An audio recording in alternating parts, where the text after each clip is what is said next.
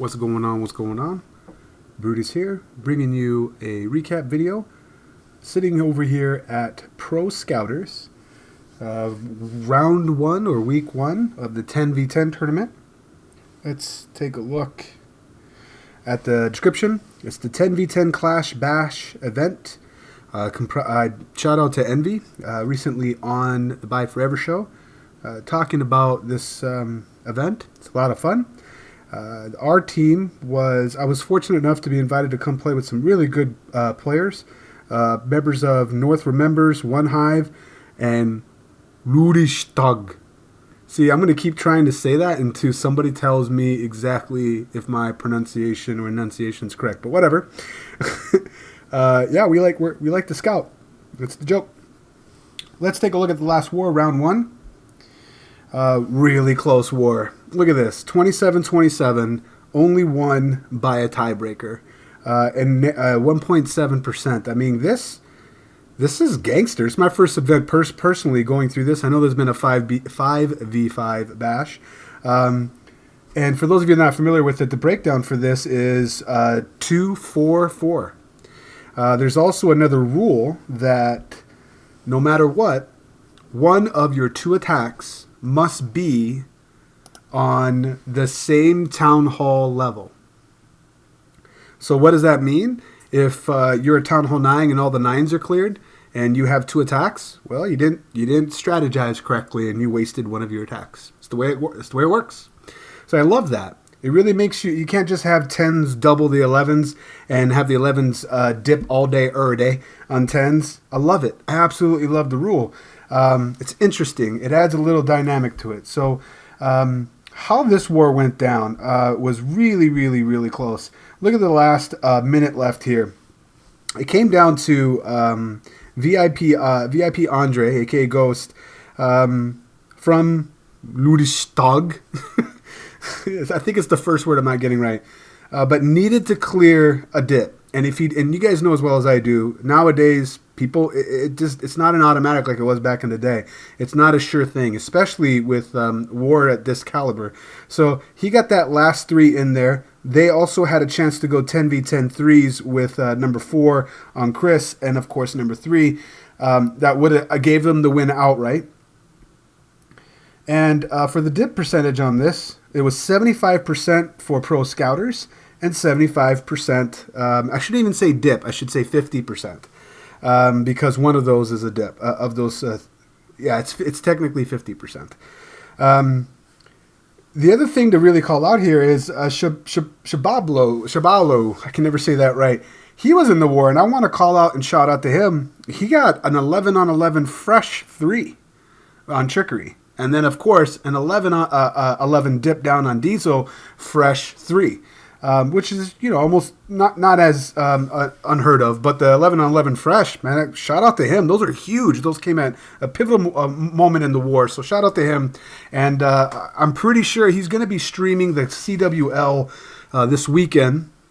You can check him out. Oh, there's his name there. And you can check him out over on Twitch. I'm pretty sure he's going to cover one of them or 2-hour blocks.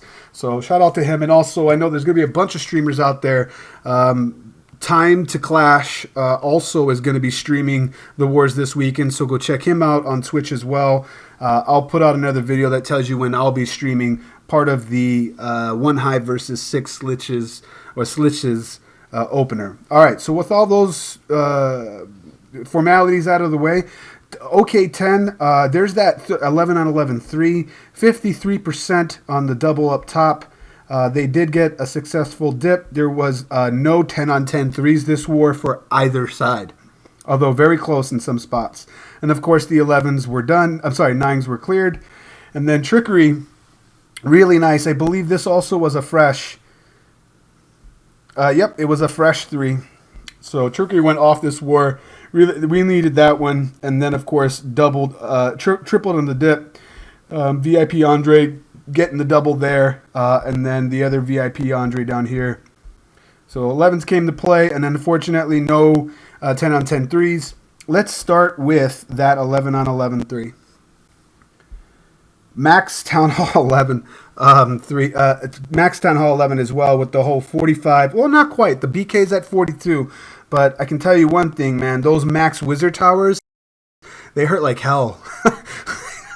And the cannons, I mean, I don't know if you guys commonly hit Town Hall 11s, but they hurt. They absolutely hurt. I always cringe whenever I have to try to double one of them on my other accounts. But Hound in the CC, and keep in mind, this is a fresh hit. Hound in the CC, gonna get the little bit of a walk going on with a major bowler attack in the middle here. Hound pops, which forces him to use the ability here as they encounter the first Infernal as well as the annoying pups. Now there's air skeletons in this picture that are annoying the healers. We got little Billy Bob over here on the bottom left going that attract two of the healers. He's all by himself. He's doing a really good job way out in BFE by himself. But it got clear across the core really quick with that rage and took away, basically gutted the core. And so now you only have satellite defenses left with bowlers still up under the Warden's aura and healers behind that with the Queen ability still in hand. You got archers for the corners. As I zoom back out, you can see he's already starting to place those in the corners for the sake of time. But there was no doubt this was going to be a 3 at this point right here. Given what he has left on the map, the healers, the abilities, and things like that. So if there's anything that's cause for concern, it's this guy way down here. We'll go to times 2 because I got a few more videos, one or two more. I think it's only one more replay to show you. Just because in the cleanup video I showed 2 of the Town Hall 9s that needed to be cleaned up. Really nice attack. Really nice attack.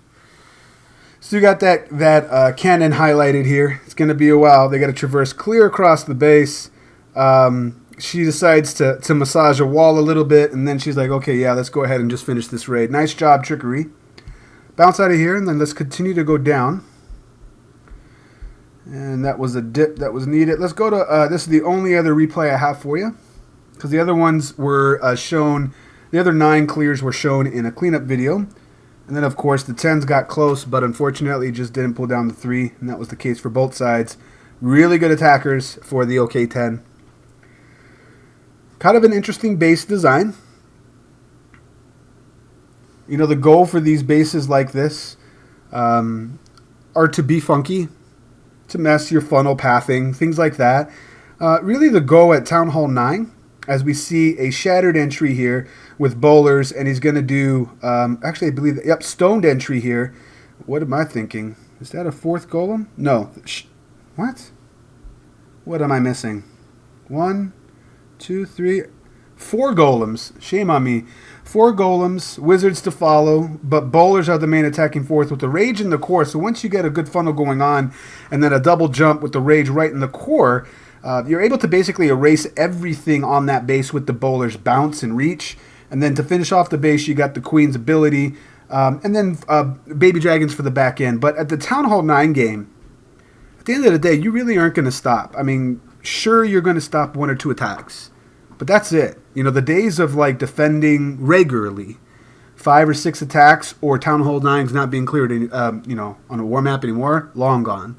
So if you can get it, especially in a 10-on-10 tournament like this, with the rules of one of your attacks have to be on the same Town Hall level, you know, that really, those funky Town Hall 9 bases that you get 99%, and I'll show you them on our side because I'm not too proud to show that. We opened up with a 99, 97, 99. In a 10v10 tournament, that hurts. That hurts a lot, that 1%, that 1 star. Anyway.